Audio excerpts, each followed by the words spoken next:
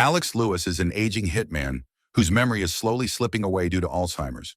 This time, he is sent to Guadalajara, Mexico, with a simple job: kill a man who is visiting his sick mother at the hospital. As a seasoned professional, Alex blends in effortlessly by posing as a nurse and carries out the hit without raising suspicion. Por supuesto. Once he gets back to his car, he reports that the mission is complete. He then removes his phone battery and destroys the SIM card to erase any trace of himself. But as he prepares to leave, panic sets in when he momentarily forgets where he put his car keys, a reminder that his illness is getting worse. This is the start of his real problem. This is memory. Elsewhere, an FBI agent named Vincent is deep undercover, trying to take down a human trafficker known as Papa Leon. To secure the arrest, Leon even sells his own daughter, Beatrice, as part of the deal. Everything falls apart when Beatrice discovers a hidden microphone on Vincent, exposing the operation. She immediately calls her father. Within moments, the FBI team moves in, including Agent Linda and Mexican police officer Hugo. The situation turns terrifying when Leon threatens to shoot his own daughter if anyone comes closer. With no other choice, Vincent pushes Leon away, causing him to fall to his death to save Beatrice. Despite saving the girl, Vincent is reprimanded by his superior, Gerald. Leon was supposed to be taken alive to uncover the larger trafficking network operating out of El Paso. Meanwhile, Beatrice is detained by the FBI because she has no legal documents. At the same time, Alex reconnects with his old friend and fellow hitman, Mauricio, who offers him a new assignment. A wealthy businesswoman named Devana wants 2 targets eliminated in El Paso. Alex meets Devana's associate, William, who supplies him with weapons for the job. To stay under the radar, Alex checks into a hotel using a fake identity, David Marshall. Vincent later meets Beatrice at a processing center that houses undocumented immigrant children. The place feels more like a prison than a shelter. Vincent plans to move her to a proper child protection facility where the environment is far more humane. He also makes it clear that she is not being forced to testify against her father. Still, Beatrice is filled with anger toward Vincent for killing Leon. Years of manipulation have left her believing that being forced into prostitution was normal, because her father convinced her it was the only way to escape poverty. That night, Alex breaks into the home of his first target, a man named Ellis. He holds him at gunpoint and forces him to hand over a plastic bag filled with flash drives from his safe. Thankfully, Ellis's child does not witness the break-in, and Alex escapes successfully. Once inside his car, Alex checks the details of his next assignment, only to realize the second target is Beatrice. Ellis's wife, Sarah, later speaks with Gerald, Vincent, Linda, and El Paso Detective Danny about what happened. She explains that Ellis had recently applied for a construction permit, but she has no idea who would want him dead or why. Around the same time, Alex visits his older brother at a nursing home, where the effects of Alzheimer's have already taken a heavy toll. At the FBI office, Gerald officially shuts down the child trafficking investigation on orders from headquarters, since Leon is already dead. He then instructs Vincent to redirect his attention to the murder of Ellis. After that, Vincent takes Beatrice to a temporary safe house where immigrant children are being sheltered. Unbeknownst to him, Alex continues to follow them, preparing to eliminate his second target, Beatrice. Once they arrive, Beatrice notices colored pencils and paper in her room, draws a picture, and gives it to Vincent. She seems calmer now, and Vincent assures her that he will come back to visit. Later that night, Alex quietly sneaks into the house. Everything changes the moment he sees Beatrice up close and realizes she is still just a child. Shocked, he immediately abandons the mission and leaves. Inside, Beatrice is terrified and tries to make it clear that she never revealed anything about her father's activities to the police. The next day, Alex arranges to meet William at a gas station restroom. Without hesitation, Alex attacks him and makes it clear that he will never kill a child, no matter the reason. You're gonna call the contract off. You're an employee. I don't take fucking...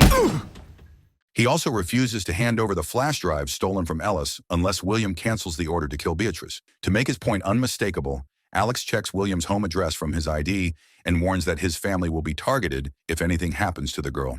The focus then shifts to Devana, who receives a call from William through a secure line. William reports that Alex is now in possession of Ellis's flash drives. He also explains that Alex has refused to kill Beatrice and has gone as far as threatening William and his family. At the hotel, Alex spends the night with a woman named Maya. While asleep, he is haunted by a nightmare in which he kills Beatrice. His Alzheimer's flares up, leaving him confused and unable to remember Maya or even what he did the night before. The next morning, Alex is horrified when he sees the news reporting that Beatrice has been shot dead in her room. He begins to fear that he himself may have killed her during a blackout caused by his illness. Before leaving the hotel, he urges Maya to keep their meeting a secret, warning that her life could be in danger if anyone finds out. In the parking garage, Alex pulls out his gun, sensing that he is being followed. His instincts prove right when he discovers a bomb attached beneath his car. Moments later, Mauricio appears and opens fire on him. Maya then rushes into the garage to return the Alzheimer's medication.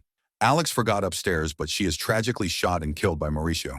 Alex manages to trigger an explosion that sends the car crashing down from the parking structure.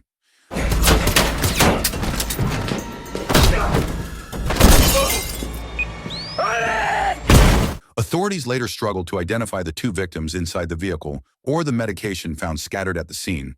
Forensic analysis reveals that the bullet that struck Maya in the neck matches the one that killed Beatrice, both fired from a .32 caliber weapon. The destroyed car is registered under the name David Marshall, the false identity used by Alex. After Mauricio is dead, Alex tracks down William and shoots him while he is working out.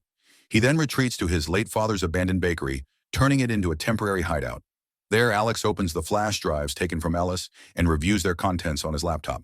Inside, he finds a recorded phone argument between Ellis and Devana, along with several disturbing photos.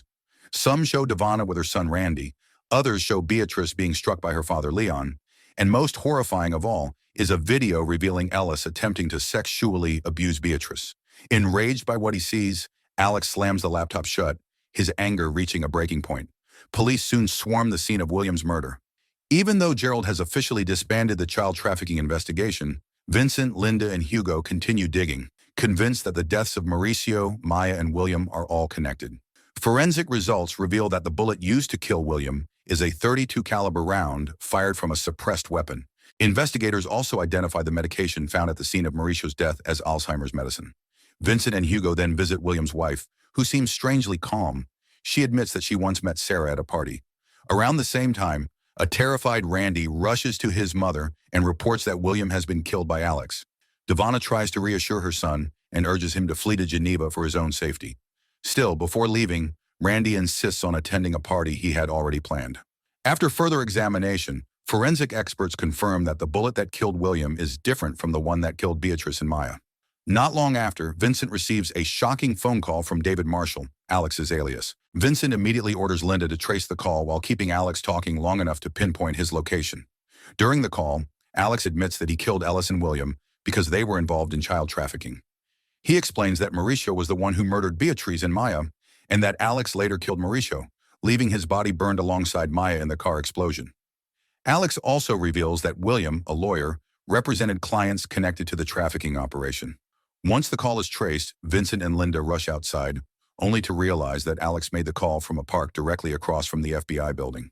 By the time they arrive, Alex is gone, leaving only his phone behind on a bench. Hugo later revisits William's wife and learns that William had spoken to Devana in a fearful tone about a man from Mexico shortly before his death.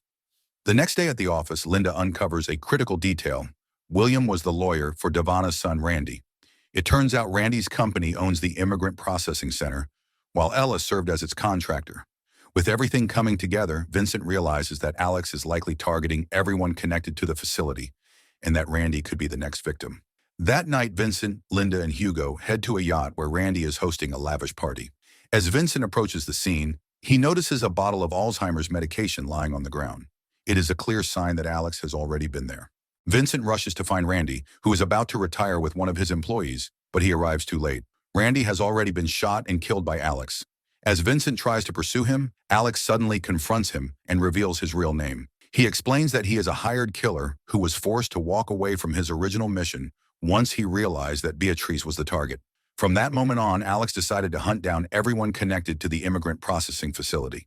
After watching the disturbing video involving Randy, Alex becomes consumed by rage and seeks revenge for Beatrice, a child who was brutally exploited and ultimately murdered. It becomes clear that Devana likely hired Alex to eliminate Beatrice and Ellis to cover up Randy's disturbing behavior with underage victims. When Alex refused to carry out the order, Devana sent Mauricio to kill him instead. Not long after, Hugo arrives and aims his weapon at Alex. Vincent urges him to stand down, knowing that Alex is the only person who truly understands how the child trafficking operation connects to the recent string of murders. As Alex walks away, Hugo fires a shot that strikes him in the abdomen. Back at his hideout, Alex has no choice but to cauterize the wound himself, since there is no way to remove the bullet. Vincent later reports Randy's death and his encounter with Alex to Gerald. Police records reveal that Alex had a troubled past, marked by vandalism and car theft during his youth. Official documents even state that Alex was declared dead 40 years earlier after his family's bakery burned down, a fire he himself had started. Linda also uncovers hospital records showing that Alex and his brother were frequently abused by their father. This painful upbringing helps explain why Alex feels such a strong urge to protect Beatrice. Meanwhile, Hugo boldly searches Alex's hideout, unaware that Alex is hiding in the basement. Soon after, Vincent, Linda, and the FBI sweep through the abandoned bakery and discover the hidden basement entrance. But Alex has already disappeared. Elsewhere, Devana pays off a police unit led by Danny to guard her office. At the same time, Alex makes his way to the building with one final objective: killing Devana. He triggers police car alarms in the parking area to draw officers outside, then slips into the building and forces his way up to Devana's office.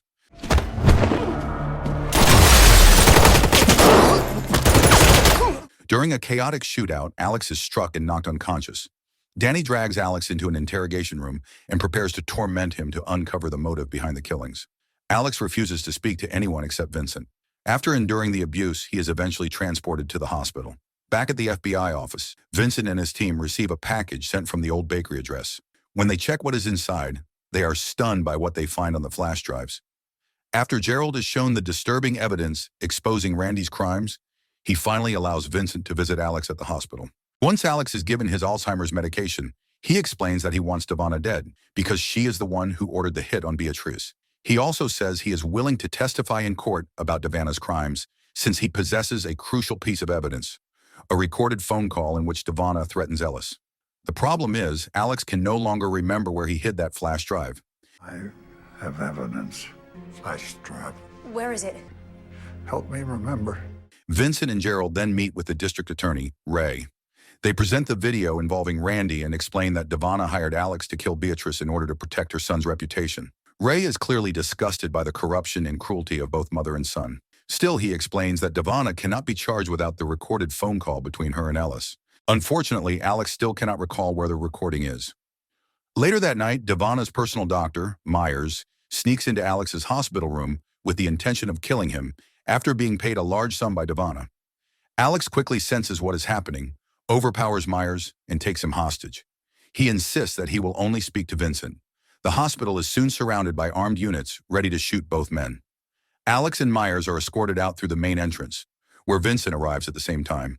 Suddenly, a sniper opens fire and kills Myers.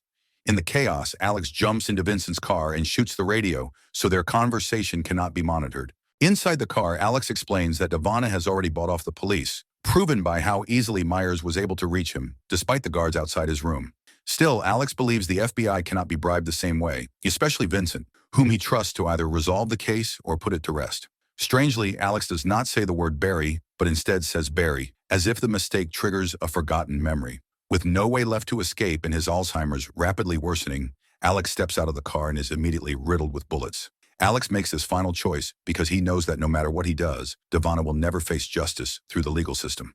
She controls the police, and the only real hope left to uncover the truth now rests with Vincent. With Alex now dead, the child trafficking task force is officially shut down, and Hugo is deported back to Mexico. Later, while looking through photos of the old bakery, Vincent notices the word Barry written on the glass. Realizing its significance, he rushes to the location and discovers a flash drive hidden inside the letter B. Unfortunately, Ray explains that the phone recording between Devana and Ellis is still not strong enough to take Devana to court. With Alex gone, there is no longer a key witness to testify. Hearing this, Vincent is furious, especially since there is clear video evidence of Randy that should matter. Ray refuses to move forward with the case, and Gerald goes even further by temporarily suspending Vincent from duty. In the end, both the FBI leadership and the district attorney choose to back down. Whether out of fear of Devana's power or because they have been bought off, they refuse to challenge her. As a result, the case against Devana is officially closed. The system and the law have clearly been paid for. But quietly, Hugo takes matters into his own hands. He sneaks into Devana's home and kills her by slashing her throat. When the law fails, justice is enforced through violence. Hugo then burns his jacket and the knife he used, erasing any trace that could tie him to the crime. At the same time, Linda invites Vincent out to a bar. Hours later, the news breaks that Devana has been murdered. with no witnesses and no suspects. It becomes clear that Linda knew about Hugo's plan all along. By bringing Vincent out that night, she ensured they both had solid alibis, keeping them safely out of suspicion in Devana's death. So the moral of the story is never trust rich people with yachts, flash drives, or your memory, because even a hitman with Alzheimer's ends up having better morals than the entire justice system.